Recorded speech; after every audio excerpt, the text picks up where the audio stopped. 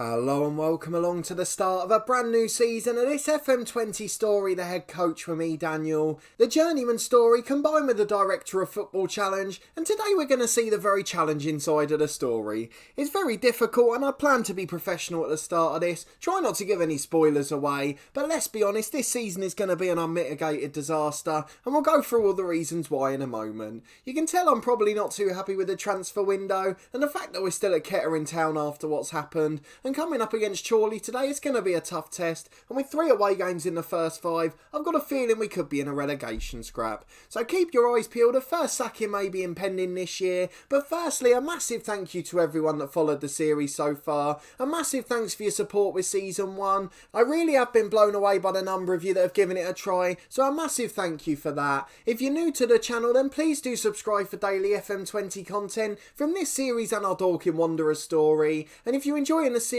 then please put a thumbs up on the video, especially if you're looking forward to the disasters on the way. So let's get it out the way and have a look at the transfer window. There's not really much I can say about it, and we'll start with the release players, which is probably the most important point. As you can see at the moment, there's a loan deal impending. So here's the release players screen, 9 going out of the club. There's one more on there, Brett Solken, who's not there, but he's retired as well. So it makes it 10 players that have left the club, albeit a lot of them were backups last year. But the likes of Kelly and Meikle, both of our first choice wingers, the right back Storer, another backup central midfielder in McGrath, and O'Connor played quite a few games as well. All of them have left the club too. Michael Richards, who was actually quite a good young central midfielder, he's moved on as well. He's not got a club at the moment, but there's a few chasing him, and he's going to be going off to rivals Lowestoft. So it looks like we're in a pretty difficult position. 10 players left the club, so we must have to replace them. We always had a small squad last year. Don't forget, we've also had a few loans end. The first 2 central midfielders last season, they were both on loan, and Reece Kavanagh, the star striker, taking it up to 13 of the first team squad that have gone. So you'd expect lots of replacements, and we have got 3. 3 players have come in, none of them before the 18th of July, so no pre-season for any of them. None of them are match fit. We've got an absolutely tiny squad, and we'll go and have a look at the first team in a moment, because it's absolutely tiny and can't even fill a bench. You might wonder why I didn't show you the youth intake at the end of last season, and it's because it needs to be a feature today. I knew we wouldn't get enough signings. He's only actually bid for 2 or 3 more players, all of them rejecting us for other clubs, and as a result we're stuck with just 3. But we'll go and have a look at some of the youth players who are going to be featuring on the bench in the early weeks, and we've been forced our hand into changing formation as well, into a tactic that I've never used on this game before. I've been playing since FM05, never used any tactic like it, but I've got to go for it because we've got a position with no players at all, so we'll see how that works at the start of the season, but it's going to be an interesting one for sure. So let's look at the 3 players that have come in. It's surely not going to take long. They are all good players, I'll give him that. Don't really fit into my usual tactical shape as such, but we're not going to complain. They're 3 new signings and we need at least 5 or 6 more to follow.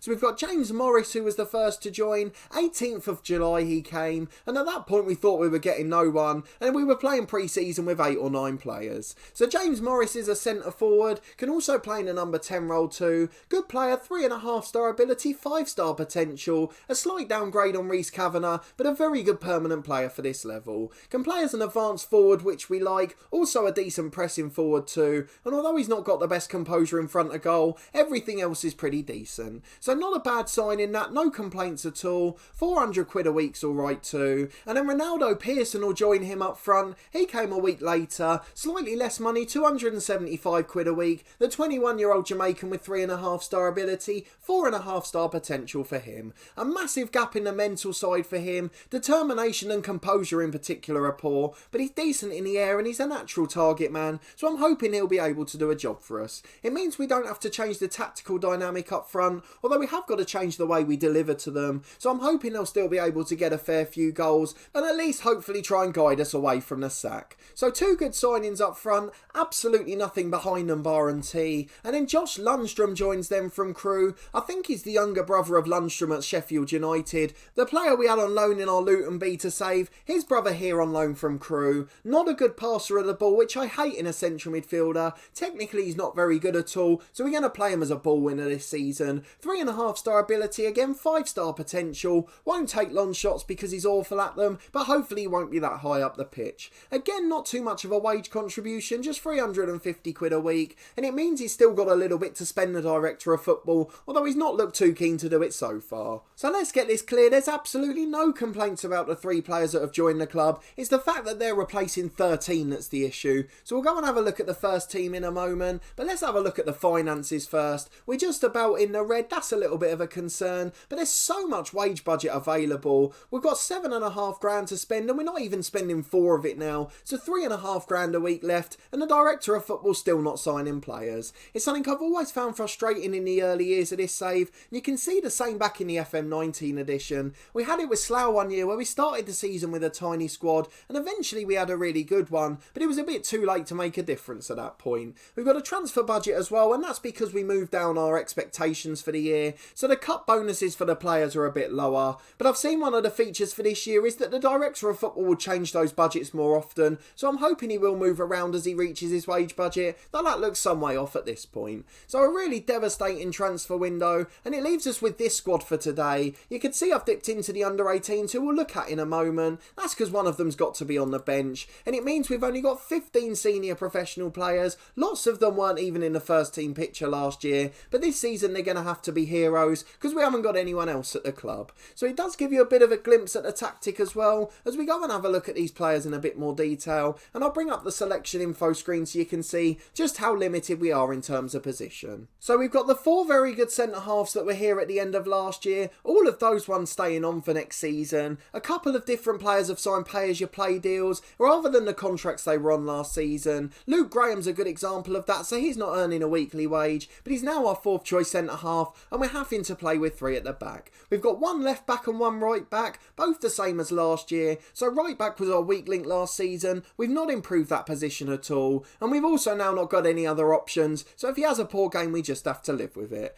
We're playing 3 in central midfield. We've got Kennedy, who was here last year. He was on the bench and now he's going to be our first choice. Lundstrom joins him in the middle, and then the other one's Joel Carter, who was out on loan last season, playing for Salisbury in the league below, and now he's playing at a higher level for us. He's not a great player in terms of ability. I think it was just 2.5-star ability he had. It is, and the other backup was out last season as well. He wasn't playing much for us, and in fact he was down in the under-23 squad. So another poor player who's going to be in the first team. No midfielders playing the way I like. And then up front we've got our first 2 choices, and Daniel and T's the only backup. So we've got no left wingers at all, and T's the only one who can even play on the right, but he's not his first choice position, and that means we've had to bring some of the youngsters through, and that could be a blessing in disguise for this club. So let's go and have a look at the under-18s, just to show you what a good young side they are. There's a few good players, and that golden generation was okay, although it was slightly underwhelming considering what we expected. We've got Jonathan Bunting, who's making good progress. He of course is the star of the youth intake. 1-star ability, 5-star potential, and he's going to feature in the first team from the start. If we need to bring wingers off the bench, we've of course got one in him,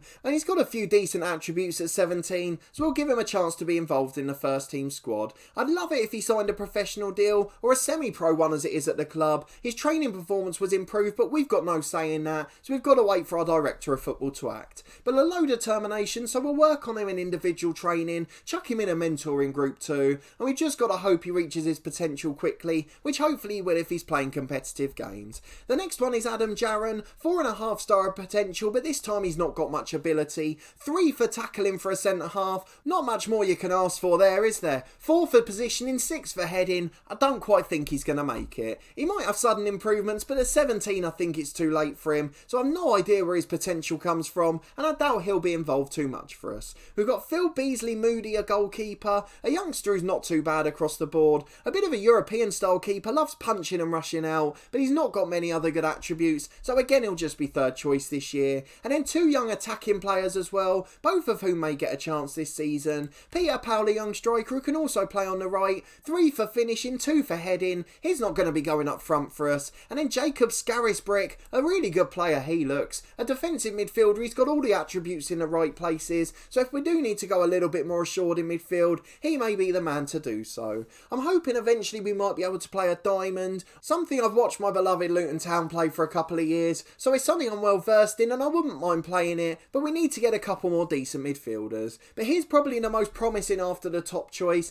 and then Kenny Johnson's got 1-star ability as well. A young winger, but again, all the attributes are in the wrong places. He's electric quick, but he can't cross or dribble, and his technique's pretty poor as well. So not the best youth intake, but I think it's okay, and a couple of these players are going to have to be important for us. We haven't got any under 18 games at the moment, so there's no harm with them not being fit for our matches. So last, before we get into the season, I've got to go and show you the tactic, of course. Let's have a look at what we're playing. It's a flat 5-3-2. I've got no real other options based on the squad. Please let me know in the comments if you've got any other suggestions. I can't say that I'll follow them because I don't think there's much better than this, but it really isn't a style I like to play, and as a result I've never used it before. It means there'll probably be mistakes and holes, and even because of the duties and the players' natural roles, I've had to play with 2 defensive midfielders as well, so it's essentially a back 8 with just 3 players going forward, and it gives us almost no attacking threat at all. We've had to play really narrow because we've got no wide midfielders, only 1 winger at the club, and in youth players is after that what we're relying on, so that's going to be a bit tricky to deal with.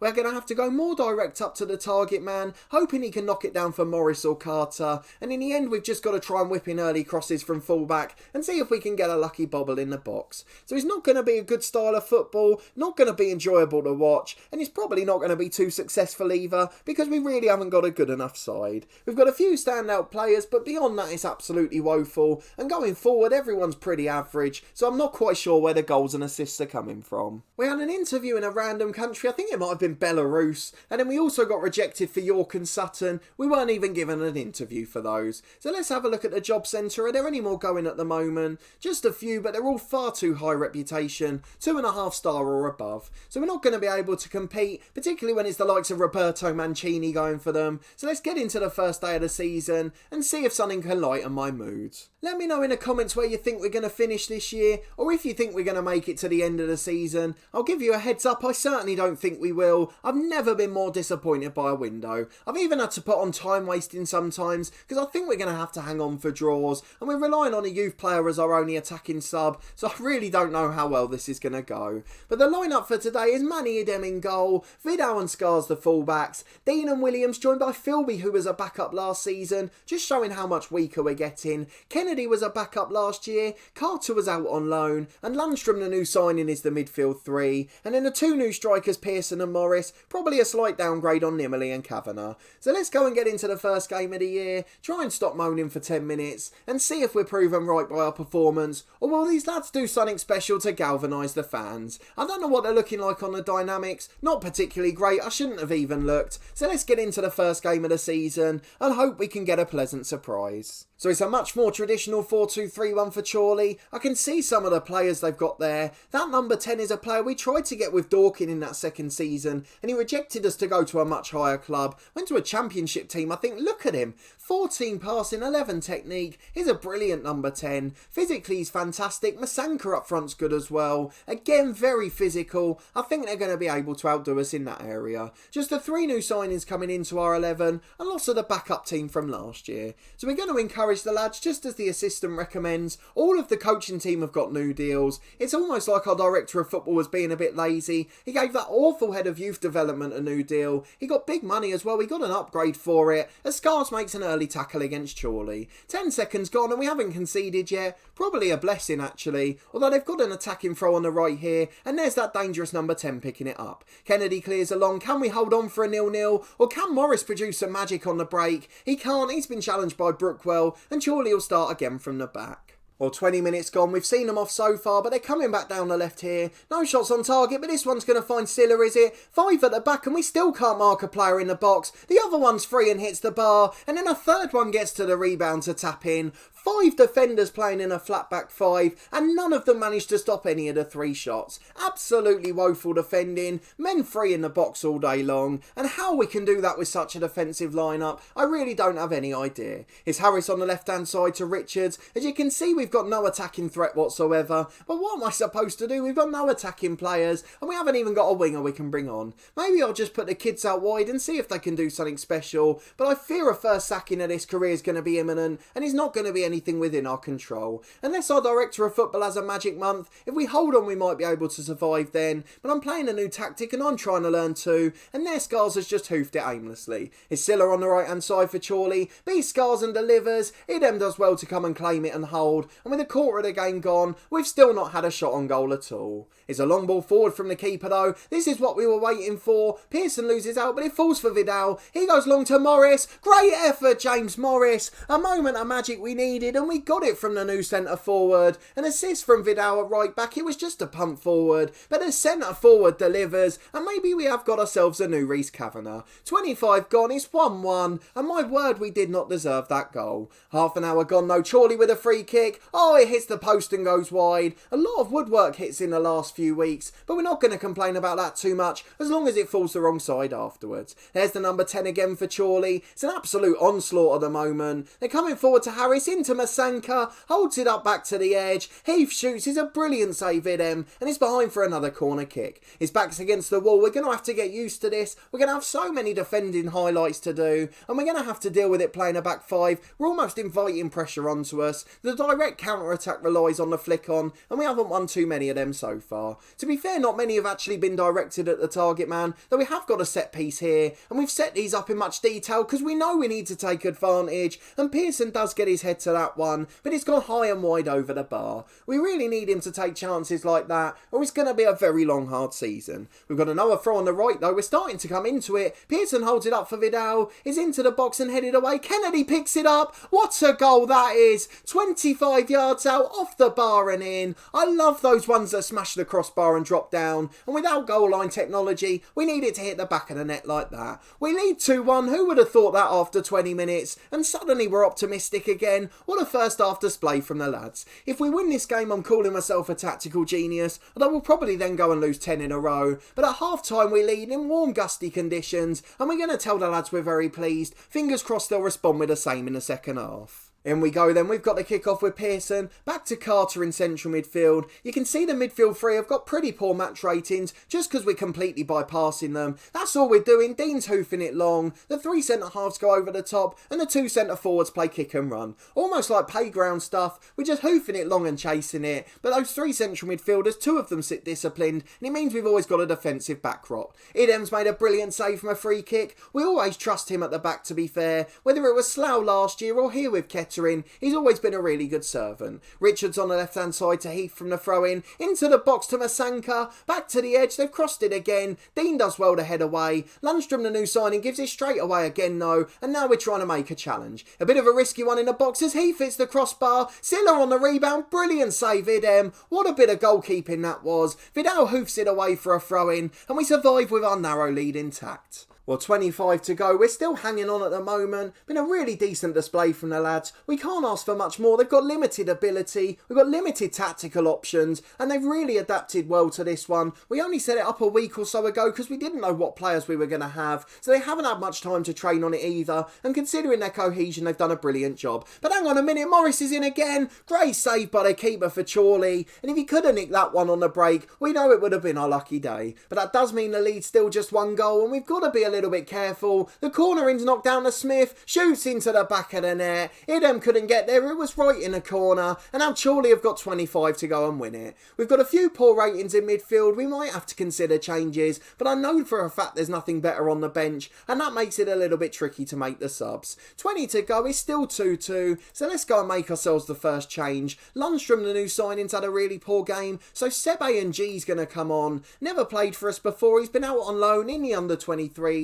I'm not sure what his best position is, a central midfielder on attack. We can't play with two of them, that's a little bit too aggressive, is it? Or should we just go for it in fact? We'll get Kennedy in the middle as a central midfielder on defend, and the other two can be attacking either side of him. So we're just going to go for it now, see what happens. Hopefully we'll be able to have a bit more threat. If we can hold it up front, those two can run off, really will give us a bit of impetus, and he's a right footer, so we'll leave him on that right hand side, and Joel Carter can come in from the left. Another throw for Chorley, just a quarter of an hour to go. I'd be really delighted with a draw, but he's into the box, he's headed away desperately, but Pearson's got a chance to counter here. There's men running ahead of him, Morris is staying up there. Can he come and find his centre forward partner? He's got one running off him at right back, in the end gives it away. That's an awful pass. Played it blind, he's giving it away straight away, and now Chorley are on attack again. Is Silla out on the right hand side? He's had a really good game actually, caused a threat every time he's gone down there. Heath on the edge, he's going to shoot, is he? Plays it to Merry who hits it wide, and we're living dangerously with just over 10 to go,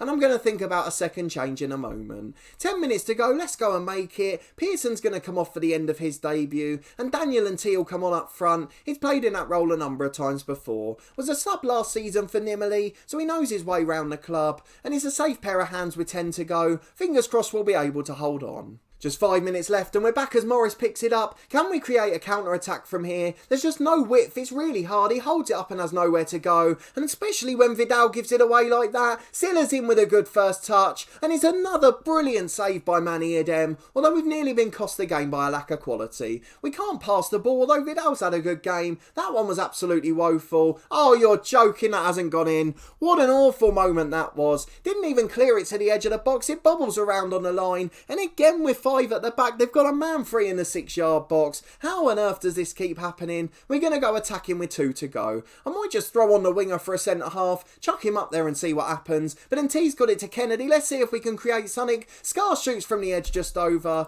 and we're going to go for something completely wacky here, just to try and get one more player up the pitch. So who's been the worst centre half? Williams hasn't been great, but we need to take Philby off. He's far worse than the other two, so he'll be replaced. Bunting's going to come on for him, and he's going to go up onto the right wing. We haven't got anyone that can play on the left, but who's to say we have to stop with the right back? Let's get him as a winger on attack. So we'll go very attacking with 2 minutes left. We've got an extra player out wide up there, and hopefully it gives us an overlapping option as Nt's able to hold it up as a target man. The likelihood is with 5 minutes of stoppage time, we probably won't actually get another chance, but it's been a pretty good display considering the circumstances, though you can see we desperately need reinforcements. Hang on, no, Morris has missed a sitter. Oh, it was a great delivery from the young winger. Bunting put it on a plate for him, and he's managed to spoon it over the bar. That was the last chance. If we were going to nick a point, it was there. I'm going to have to look after to see where Chorley are predicted to finish. If they're a good side, I'll have a little bit of confidence, but I feel like they're going to be a mid-table plodder. They've got a few good players though, so maybe they will be predicted high. As Merry picks it up on the edge again, surely Vidal had fouled him there, but it falls for Richards and we continue. Into Merry again, shoots just wide of the post. Idem looked like he had it covered, and he's had a decent game in goal for us actually, especially considering he's conceded 3 goals. Idem with a long kick forward, to Scars at left back, is over here. We've given away possession from our own goal kick, and now Silla's charging forward on a counter. 30 seconds left, it's out for a Chorley throw, exactly where they want the ball to be, and we fall to home defeat on the first day of the season, having to play a ridiculous formation with a tiny team. We can't even name 16 players of senior level. It really is a pathetic effort, and I've got to hope we get 2 or 3 in soon, or this is going to be a long hard start to the season. Thoughts below, how quick are we going to get sacked? Give me the date or the month at least. I think it's going to be the start of October, unless we get 4 or 5 very good players. Out to Richards on the left, Chorley finish on the attack, into Masankru heads just over, and it's full time, we lose 3-2. We can't complain at the defeat, we've got a really poor side, and they've given the best effort they can. So we'll tell the lads we're disappointed, because you naturally would in defeat. They've lost at home, but I don't complain. They've done the best with the ability they've got. So let's go and have a look at the season preview, just to see where we were predicted to finish. We're predicted 17th, which doesn't say much for the sides below us, and then whoever Chorley predicted, they've come down actually, they're predicted to finish 4th, so perhaps that's not such a bad result, but it was a decent performance. We defended well, though we've not got enough quality to get results regularly. We relied on a Morris wonder strike, and another good goal as well. Kennedy scored an absolute cracker from the edge, otherwise we didn't create anything clear cut. So we'll praise Morris for scoring on his debut, and we'll praise Kennedy for a good performance, but we need to get players coming in soon, as Kennedy's complaining about my praise. So a tough start to what's sure to be a long difficult season, though I imagine we'll be put out of our misery pretty quickly. But let's end on one bit of good news. I'd saved it just in case it was a defeat. We've been allowed to take our first coaching badge by Kettering, so we'll have a National C licence to boost our reputation. Won't help if we get sacked for an awful performance, but again, that's the beauty of this save. Your hands are tied at time, you can't control the players, and now I haven't even got a substitutes bench, and I can't do anything about it. So fingers crossed we get this new signing very quickly, as we've got an another game on Tuesday night and then Saturday, and I've just got to desperately hope for 3 or 4 more after that to at least give us a decent first team squad.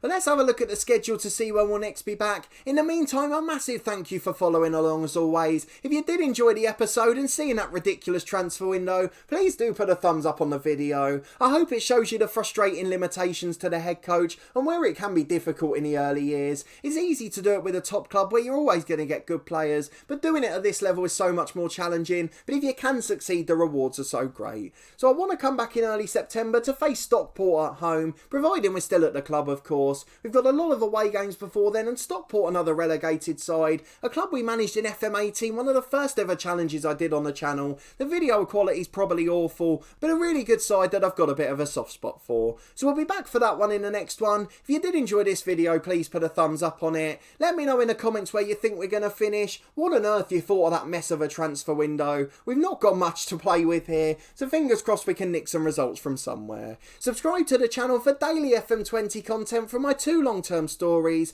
Dorking Wanderers will be back tomorrow. I'm really enjoying that save, so thank you for everyone that's following along with that one too. And in this head coach series, we'll be back in 2 days, where hopefully we'll still be on a job. Keep your eyes peeled over Christmas. We'll have a number of special challenges on the channel, a couple of extra videos some weekends, and also the Christmas week its own mini-series. But a massive thanks for watching and your continued support with the series, and I hope to see you next time, where fingers crossed we'll still have a job.